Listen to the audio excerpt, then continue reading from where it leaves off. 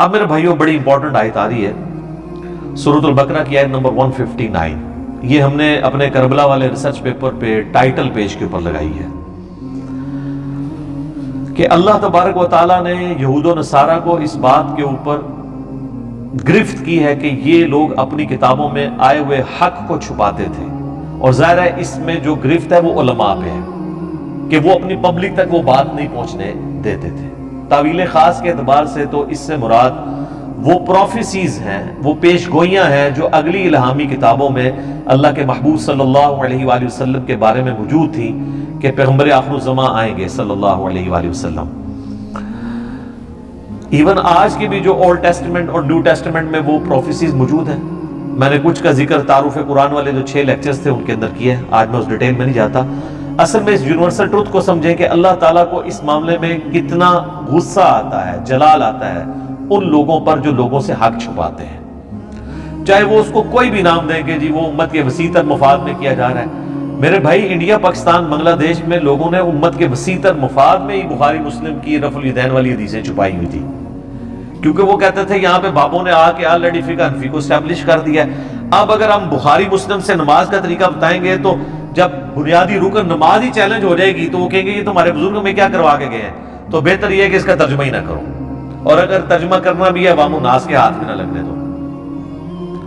اور وہ اب آپ دیکھ لیں رزلٹ کہ جب ترجمہ ہوا ہے 1920 میں، تو اب یہ 2020 آلموسٹ 100 سال ہوئے ہیں، تو ہر معاملہ تلپٹ ہو گیا ہے. یعنی فقہ حنفی اور ان کے علماء اور ان کے بزرگ اور ان کی کٹر فالوئنگ جو بھی ہے وہ بھی منہ چھپاتے پھر رہے ہیں، اور حتیٰ کہ یہ حال ہو گیا کہ ان کی اپنی نسلیں جو ہیں وہ ریورٹ ہو رہی ہیں. ہم سے تو سارے لوگ رابطہ کرتے ہیں خاندانی طور پہ، جو لوگ یعنی علماء دیوبند یا بریلوی علماء کی اولادوں میں سے ہیں، اس خاندان سے تعلق رکھنے والے لوگ ہیں، وہ ریورٹ ہو رہے ہیں کہ یار یہ ہمارے لوگ کیا کہانیاں کروا کے گئے. تو پوری نیک نیتی کے ساتھ انہوں نے آپ کے ساتھ جو کام ڈالا تھا نا، وہ اپنی زوم میں بالکل ٹھیک ڈالا تھا، اپنے زوم میں. ہاں قرآن کے روح سے تو وہ لعنت کے مستحق ہوئے اس سچ کو چھپا کے. اس کے ثبوت میں یہ آیت ہے، ان الذین یکتمون ما انزلنا من البینات، بے شک وہ لوگ جو چھپا لیتے ہیں ان روشن دلیلوں میں سے جو ہم نے نازل کی ہیں، والہدا، اور ہدایت کی باتیں، من بعد ما بیناہ للناس، بعد اس کے کہ ہم نے کھول کر بیان کر دیا ہے اسے لوگوں کے لیے، فی الکتاب، اپنی کتاب میں. یعنی یہاں پہ ظاہر کتاب سے مراد جو ہے وہ اولڈ ٹیسٹمنٹ اور نیو ٹیسٹمنٹ ہے، یعنی تورات، انجیل، زبور، وہ ساری کتابیں، صحائف. لیکن ظاہر یہ اللہ تعالیٰ نے یونیورسل ٹروتھ کے طور پہ چیز بتائی ہے. یہ قرآن کی آیات آفاقی ہیں، جسے فٹ اسے گفٹ. اولئک یلعنہم اللہ ویلعنہم اللاعنون، ایسے لوگ جو حق کو چھپا لیتے ہیں ان پر اللہ کی لعنت اور تمام لعنت کرنے والوں کی لعنت ہے. استغفر اللہ واتوب الیہ من کل ذنب واتوب الیہ الا الذین تابوا، ہاں ان میں سے جو لوگ توبہ کی روش اختیار کر لیں گے، واصلحوا، اور اپنی اصلاح کر لیں گے. اور صرف توبہ اور اصلاح سے کام نہیں چلے گا کہ یار میں نے جو حق چھپایا ہوا تھا میں توبہ کرتا ہوں، نہیں، بتانا بھی ہوگا کیا چھپایا تھا. وَبَيَّنُوا، اور بیان بھی کر دے جو کچھ اس نے چھپایا ہوا تھا. یعنی بخاری مسلم سے وہ رفع الیدین کی حدیثیں بھی بتا دے، اور رفع الیدین کرنے والے جو ہے نا وہ آل امیہ کی بدماشیوں پہ جو روایتیں ہیں نا وہ بھی بتا دے، تب ان کی توبہ قبول ہونی ہے، ادروائز وہ بھی لعنتی ٹھہریں گے. یعنی جتنا بڑا جرم یہ ہے نا کہ کوئی شخص رفع الیدین کی حدیثیں چھپائے، اتنا ہی بڑا جرم نبی علیہ السلام کی ان پروفیسیز کو. دیکھیں مشرکین عرب نے اگلی کتابوں میں جو پروفیسیز نازل ہوئی تھی ان کو چھپایا، تو اللہ نے کہا لعنتی. تو جو رسول اللہ پہ نازل ہوئی پروفیسیز کو چھپائے وہ اس سے بڑا لعنتی، کیونکہ رسول اللہ کی وہ چھپا رہا نا. اور پھر اس سے بڑی بات رسول اللہ کا ماننے والا بھی ہو وہ بھی پروفیسیز چھپائے گا تو لعنتی. آپ پتہ دلائل النبوہ ایک ٹاپک ہے، صحیح بخاری میں بھی ایک چیپٹر ہے علامات النبوہ، نبوت کی علامتیں. مشکات کی تیسری جلد میں بھی اس نام سے ایک چیپٹر ہے. یہ ٹرم استعمال ہوتی ہے، دلائل النبوہ اور علامات النبوہ، یہ دو ٹرمز استعمال ہوتی ہیں. نبی علیہ السلام کی وہ خبریں جن کی بنیاد پہ ہم یہ کلیم کرتے ہیں کہ آپ صلی اللہ علیہ وآلہ وسلم اللہ کے پیغمبر ہیں. کہ آپ نے اپنی زندگی میں مستقبل میں ہونے والے جو واقعات بتائے اور وہ اس طریقے سے پورے ہو گئے. کچھ پروفیسیز تو قرآن میں بھی آئی ہیں، جس طرح سورہ الروم کا آغاز اس سے ہوتا ہے کہ وہ پرشین امپائر نے شکست دے دی تھی ایک بیٹل فیلڈ میں رومن امپائر کو، اور اس پہ مشرکین عرب بڑے خوش ہوئے. انہوں نے کہا کہ وہ بھی آسمانی مذہب کے ماننے والے ہیں، عیسائی، رومن امپائر، ان کو شکست ہوئی ہے. تو اینالوجی انہوں نے یہ بنائی. اور پرشین جو ہیں وہ چونکہ آسمانی مذاہب کو نہیں مانتے، وہ آتش پرست ہیں، تو یہاں پہ بھی ہم بت پرست ہیں، تو ہم بھی مسلمانوں کو جو آسمانی مذہب کے ماننے والے ہیں شکست دے دیں گے. تو اللہ تعالیٰ نے کہا نا، ان قریب بضع سنین، عربی میں بضع سنین کہتے ہیں 9 سال کے اندر اندر، حد 9 سال. رومن امپائر جو ہے وہ دوبارہ پرشین امپائر پہ غالب آ جائے گی، اور اس وقت مسلمان خوشیاں منا رہے ہوں گے. تو بلکہ جب یہ آیات نازل ہوئی تو حضرت ابوبکر نے شرط لگا دی 3 سال کے اوپر کہ 3 سال کے اندر. تو نبی علیہ السلام نے فرمایا 3 سال نہیں، بضع سنین جو ہے وہ 9 سال تک کے لیے آتا ہے، تم 9 سال کے اوپر لگاؤ. اس وقت شرط لگانا جائز تھا، اور وہ جیت بھی گئے پھر شرط. حضرت ابوبکر صدیق رضی اللہ عنہ کو واقعی پھر فتح بھی ہو گئی. یہ تو خیر اس وقت تو یہ لوگ یہ دیکھ رہے تھے کہ یار، وہ دیکھتے تھے کہ جناب رومن اور پرشین کی آپس میں ٹسل ہو رہی ہیں، ایک دوسرے پہ غالب آتا ہے، دوسرا اس پہ غالب آتا ہے. یہ تو ظاہر تماشائیوں کے طور پہ دیکھ رہے تھے نا مسلمان. یہ مسلمانوں نے تو یہ سوچا ہی نہیں تھا کہ ان قریب یہ ہمارے پاؤں کے نیچے ہوں گے دونوں. ٹھیک ہے، اس کی آپ نے برا نہیں بنانا. ایک وقت ہم بریلوی دیوبندیوں کے مناظرے دیکھا کرتے تھے کہ یار یہاں پہ بریلوی غالب آ گئے، یہاں پہ دیوبندی غالب آ گئے، یہاں پہ اہل حدیث آگے نکل گئے، یہاں پہ شیعہ نکل گئے، ادھر وہ پیچھے رہ گیا. یہ تو ہم نے سوچا ہی نہیں تھا کہ یہ سارے کے سارے جو ہیں وہ ہماری اس دعوت حق کے سامنے ڈھیر ہوئے ہوں گے. آپ دیکھ لیں کس طرح ڈھیر ہوئے ہیں. یعنی میں تو جب یہ چیزیں دیکھتا ہوں تو مجھے بالکل نظر آتا ہے کہ یار ہم تو بڑی ان کو حسرت کے ساتھ دیکھ رہے ہوتے تھے کہ یار اچھا یہاں اس کی دلیل مضبوط ہے. یہ تو پتہ ہی نہیں تھا کہ سارے لمحے پہ آ جائیں گے. پہلے کہ نہیں یرموک اور قادسیہ انہوں نے بھی ہوئی ہے کہ نہیں؟ الحمدللہ. تو یہ پروفیسیز نبی علیہ السلام کی قرآن میں بھی کئی ایک ہیں جو پوری ہوئی. پھر قرآن میں بار بار جو چیز آئی ہے والذی ارسل رسولہ بالہدی ودین الحق لیظہرہ علی الدین کلہ. یہ جب پروفیسی دی جا رہی تھی کہ غلبہ حاصل ہوگا، تو غلبہ تو مشرکین عرب پہ تو نبی علیہ السلام کی وارث زندگی میں ہوا، لیکن آپ کی وفات کے بعد غلبہ رومن اور پرشینز کے اوپر بھی ہوا، اور یہ نبی علیہ السلام کی پروفیسیز پوری ہوئی اسی طریقے سے. اگر آپ کی زندگی میں ہوتی تو اپنی زندگی میں تو بڑے بڑے جنگجو آئے اور انہوں نے بڑی بڑی حکومتیں اسٹیبلش کی. سکندر اعظم بھی آیا نبی علیہ السلام سے بہت پہلے. آپ علیہ السلام کے بہت بعد چنگیز خان آیا جس نے سلطنت عباسیہ الٹ دی. لیکن نبی علیہ السلام ایک جنگجو نہیں تھے بلکہ ایک پیغمبر تھے. اور وہ فرق کہاں سے ہمیں ظاہر ہوتا ہے؟ نمبر 1 چیز ہے دلائل النبوہ اور علامات النبوہ، کہ نبی علیہ السلام ایسی پیش گوئیاں کر کے گئے جو من و عن اس طریقے سے پوری ہوئی ہیں. بخاری مسلم میں حدیث ہے کہ ان قریب کیسر جو ہے وہ ختم ہو جائے گا، قیامت تک کوئی کیسر روم پھر نہیں ہوگا، ہمیشہ کے لیے رومن امپائر ختم ہو جائے گی. یہ بہت بڑی پروفیسی ہے. ان قریب جو ہے وہ کسرا ختم ہوگا ایران کا، قیامت تک کوئی کسرا نہیں ہوگا. دیکھ لیں سر 1500 سال ہو گئے ہیں، کوئی دوبارہ امپائر، بلکہ اب تو امپائر بننے کے چانس ہی ختم ہو گئے. اب تو ملک بن چکے ہیں، اب تو نیا کانسیپٹ، ملکوں کا کانسیپٹ آ گیا. تو نبی علیہ السلام جب یہ باتیں فرما رہے تھے اس وقت تو غیب کی چیزیں تھیں، آج تو ہم دیکھ سکتے ہیں ظاہر ہو چکی ہیں. یہ چیز یہ ثابت کرتی ہے کہ آپ اللہ کے پیغمبر ہیں. اسی ٹاپک کو محدثین کہتے ہیں دلائل النبوہ، دلائل النبوہ یا علامات النبوہ. امام بیہقی نے آلموسٹ 3500 احادیث اسی ٹاپک پہ جمع کی ہیں. اس کا نام ہی انہوں نے رکھا ہے دلائل النبوہ. اچھا یہ لفظ نبوہ ہے، نون کے اوپر پیش ہے، زبر نہیں ہے. اردو میں ہر چل جاتا ہے لیکن عربی میں اصل میں یہ لفظ نبوت ہے. تو ختم نبوت لفظ ہوگا، نبوت نہیں ہے. نون پہ بھی پیش اور با پہ بھی پیش. تو دلائل النبوہ جو کتاب ہے 3500 احادیث ہیں، اس میں انہوں نے ثابت کیا کہ نبی علیہ السلام نے کون کون سی پیش گوئیاں کی.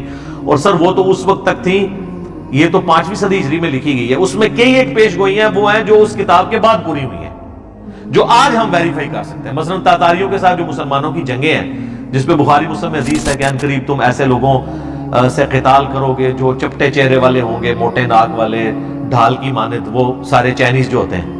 تو یہ حدیثیں بخاری مسلم میں تو موجود تھیں، لیکن یہ پروفیسی تو آگے 8ویں صدی کے اندر آ کے پوری ہو رہی ہیں، تو اس وقت مسلمان تو نہیں سوچا تھا کہ یہ ہوگا سارا معاملہ۔ تو یہ دلائل النبوہ، نبی الاسلام کی جو نبوت کی خبریں ہیں، یہ اس بات کا ثبوت ہے کہ آپ اللہ کے پیغمبر ہیں، کیونکہ کسی اور جنگجو نے کبھی یہ پیش گوئی نہیں کی ہے کہ میرے بعد یہ ہوگا، وہ اس طریقے سے ہو جائے۔ یہ آپ کو دوسرے جنگجوؤں سے ممتاز کرتی ہے۔ نمبر 2، جتنے بھی جنگجو آئے انہوں نے کوئی سسٹم نہیں دیا اپنے فالوورز کو، وہ انہوں نے حکومتیں بنائی، قبضہ کیا، اپنی ریٹ اسٹیبلش کی، چلے گئے، پیچھے ان کے لوگ لڑتے مرتے رہے۔ لیکن نبی الاسلام ایک سسٹم دے گئے، اور اس سسٹم کی برکات ہے کہ باقی سارے انقلاب وقت کے ساتھ ختم ہو گئے، لیکن نبی الاسلام کا انقلاب آج بھی گلی گلی موجود ہے۔ دنیا میں 1.5 ارب لوگ ہیں جو اس پیغمبر کے ماننے والے ہیں۔ دنیا کا کوئی ملک نہیں جہاں پر نماز نہ پڑھی جاتی ہو، کوئی چنگیز خان کا ماننے والا، کوئی سکندر اعظم کا ماننے والا، کوئی دکھائیں دنیا میں کہیں ہے؟ یہ وہ انقلاب ہے جو انقلاب، حالانکہ اس انقلاب کے بعد بھی آپس میں خانہ جنگی ہوئی مسلمانوں میں، لیکن اس چیز کے اوپر سب کا یونانیمسلی ایگریمنٹ رہا کہ اللہ، رسول، قرآن، آخرت، وہ سارا کچھ چلتا رہا۔ تو یہ آپ کو ممتاز کرتا ہے۔ جو لوگ کہتے ہیں نا کہ اسلام تلوار کے زور پہ پھیلا ہے، تو یہ بہت بڑا ڈیفرنس ہے جو بتاتا ہے کہ نبی الاسلام کی تلوار ویسی تلوار نہیں تھی، وہ تو تلوار ظاہر ہے بدماشوں کو اکھاڑنے کے لیے اللہ تعالیٰ نے پھر تلوار ان پہ مسلط کی۔ اسلام نے اس دور جدید کو جو تخلیق کیا ہے، جو وحید الدین خان صاحب کی کتاب ہے انڈین اسکالر کی، اسلام دور جدید کا خالق، اس کا ٹاپک ہی یہی ہے کہ یہ رومن اور پرشین امپائر کو اکھاڑنے کے لیے ایک دفعہ تو سرجری کرنی پڑنی تھی، تو سرجری میں نشتر سے چلانا پڑتا ہے، اور پھر اس چیز کو اسٹیبلش کیا اللہ تعالیٰ نے۔ تو یہ دلائل النبوہ ہے۔ تو نبی الاسلام نے اپنے ماننے والوں کو یہ چیزیں بتائیں، تو یہ وہ باتیں جن کی بنیاد پہ آپ نبی الاسلام کا نبی ہونا کلیم کرتے ہیں، یعنی نبی الاسلام کی نبوت کی سب سے بڑی دلیل آپ کی پروفیسیز ہے، چاہے وہ قرآن میں ہو چاہے سنت کے اندر موجود ہو۔ اب اگر کوئی شخص یہ کہے کہ حضور علیہ السلام کی نبوت جن بنیادوں پہ ثابت ہوتی ہے ان حدیثوں کو بیان کرنا ہی جرم ہے، تو اس کا مطلب کیا ہے کہ وہ رسول اللہ کا پکا گستاخ ہے اور نبی علیہ السلام کا دشمن ہے، آپ کی نبوت کا دشمن ہے، پلس وہ آپ کو یہ بتانا چاہتا ہے کہ وہ نبی علیہ السلام سے زیادہ سمجھدار ہے، کیونکہ نبی علیہ السلام نے جو اپنی امت کو غیب کی خبریں بتائی ہیں کہ یہ ہوگا، اور اس کی بنیاد پہ آپ نے نبی کو نبی کلیم کیا، وہ شخص آپ کو کہنا چاہ رہا ہے کہ نبی علیہ السلام کو یہ باتیں نہیں کرنی چاہیے تھی، تو اس کا تو ایمان ہی سٹیک پہ لگ جائے گا۔ تو یہی تو ہمارا جھگڑا ہے کہ صحیح بخاری کے اندر یہ حدیث ہے 2812، عمار کو ایک باغی جماعت قتل کرے گی، عمار ان کو اللہ اور جنت کی طرف بلائے گا اور وہ جماعت دوزخ کی طرف بلائے گی۔ اس حدیث کے کم از کم 8 طرق امام بیہقی نے دلائل النبوہ میں لی ہیں، اور کہا کہ دیکھو نبی علیہ السلام نے پہلے ہی کہا تھا کہ عمار کو باغی جماعت قتل کرے گی، اور یہ چیز پوری ہوئی۔ یہ اس بات کا ثبوت ہے کہ اللہ کے نبی جو ہے ان کو وحی کی تائید حاصل تھی اور وہ اللہ کے پیغمبر ہیں، اور آپ کو یہ کہانی کرائی جا رہی ہے کہ یہ حدیثیں آپ چھپا لو تاکہ آل امیہ کے اوپر پردہ پڑا رہے، مولا علی کی کہانی چھپی رہے لوگوں پہ۔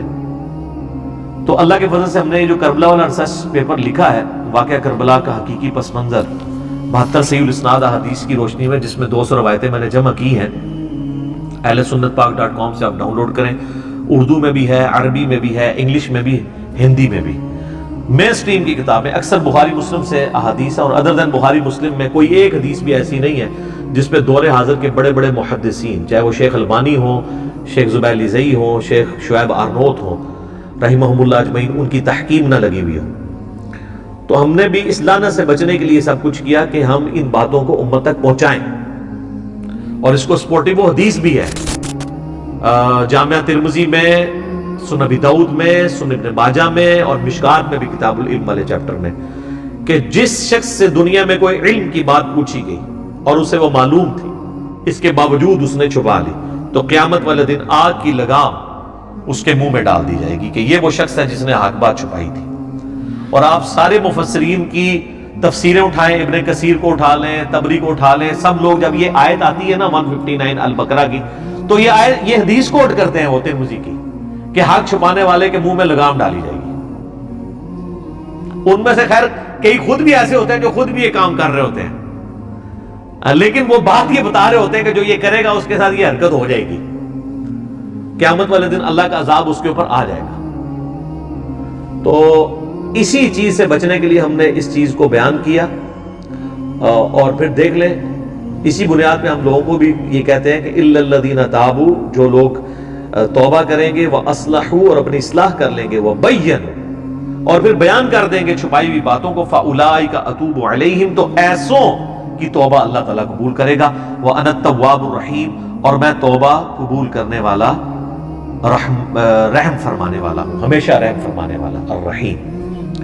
تو توبہ ان کی قبول ہونی ہے کہ جو یہ باتیں بیان کریں۔ اب چونکہ سنی شیعہ تفریق ہو چکی تھی اور کربلا ایک بون آف کنٹینشن بن چکا تھا، تو لوگوں نے بڑے وسیع تر مفاد میں کبھی اس کو مشاجرات صحابہ کا نام دے کے چھپا لیا، حالانکہ یہ مشاجرات صحابہ تھے تو پھر دلائل النبوہ میں کیوں تھے؟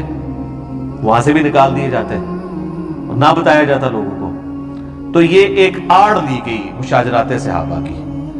تو مشاجرات صحابہ میں حضرت علی رضی اللہ تعالیٰ عنہ علیہ السلام کے مخالفین کو تو یہ لے کے آتے ہیں، جب حضرت عثمان غنی رضی اللہ تعالیٰ عنہ کی شہادت کا معاملہ آتا ہے تو وہاں پہ ان کو مشاجرات صحابہ بھول جاتا ہے، وہاں پہ وہ کہتے ہیں باغی، فتنہ پرور لوگ، حالانکہ دوسری طرف وہاں پہ بھی صحابہ ہی تھے۔ ہم اس معاملے میں بھی حضرت عثمان کے ساتھ ہیں، جس طرح یہاں مولا علی کے ساتھ کھڑے ہیں جنگ جمل صفین اور نہروان کے اوپر۔ تو یہ بڑی دو نمبری ہے کہ آپ ایک معاملے کے اندر تو مشاجرات کا نام لے کے اسے ٹال دیں، اور دوسری جگہ آپ آ کے جو ہے وہ اس کو یوز کرنا شروع کر دیں۔ ایک جگہ تو آپ وہ حدیث کوٹ کر لیں ابو داؤد ترمذی ابن ماجہ کی، علیکم بسنتی وسنت الخلفاء الراشدین المہدیین، تم پر میری سنت اور میرے خلفائے راشدین کی سنت لازم ہے، اور دین میں نئی نئی بدعتوں سے بچنا، اور میری اور میرے خلفائے راشدین کی سنت کو داڑھوں کے ساتھ مضبوطی سے پکڑ لینا۔ تو ہم پھر بار بار یہ پوچھتے ہیں کہ یہ حدیث آپ حضرت عثمان تک تو لے کے آتے ہیں، جب حضرت علی کی باری آتی ہے تو آپ کہتے ہیں باتیں ڈسکس نہیں ہونی چاہیے، تو حضرت علی کے خلیفہ راشد نہیں ہے۔ تو اس کو پنجابی کہنے ہیں میٹھا میٹھا ہپ ہپ تے کوڑا کوڑا تھو تھو۔ تو اللہ کا شکر ہے کہ ہماری دعوت حق سے جہاں پہ ہم نے قرآن کی توحید کو بیان کیا، جو غدیر خم پہ نبی الاسلام نے ہمیں قرآن اور اہل بیت دو چیزیں دی تھی، صحیح مسلم میں اوپر ترے 4 حدیث 6225 سے 6228 تک، تو اس پلیٹ فارم سے الحمدللہ قرآن کی توحید بھی بیان ہوئی اور اہل بیت کا دفاع بھی ہوا ہے۔ بعض لوگ جو ہیں وہ آدھے غدیر خم پہ کھڑے ہیں، وہ توحید کو لے کے بیٹھے ہیں، اہل بیت کا نام آتے ہی ان کو جناب مصیبت پڑ جاتی ہے، اور بعض لوگ صرف اہل بیت کا نام لے کے چل رہے ہیں اور قرآن کی توحید کا نام سنتے ہی ان کے ماتھے پہ بل آنا شروع ہو جاتا ہے۔ یہ وہ پلیٹ فارم ہے جہاں سے پورے کا پورا دین بیان ہو رہا ہے، باقی سب لوگ آدھی آدھی باتیں، افتؤمنون ببعض الکتاب وتکفرون ببعض، کتاب کے کچھ حصے کو مانتے ہیں کچھ کو چھوڑتے ہیں۔ تو اللہ نے فرمایا ایسے لوگوں کی پھر جزا یہ دنیا میں ذلت اور رسوائی، اور آخرت میں بڑے عذاب کی طرف انہیں جھونکا جائے گا۔ اللہم اجرنا من النار، آمین۔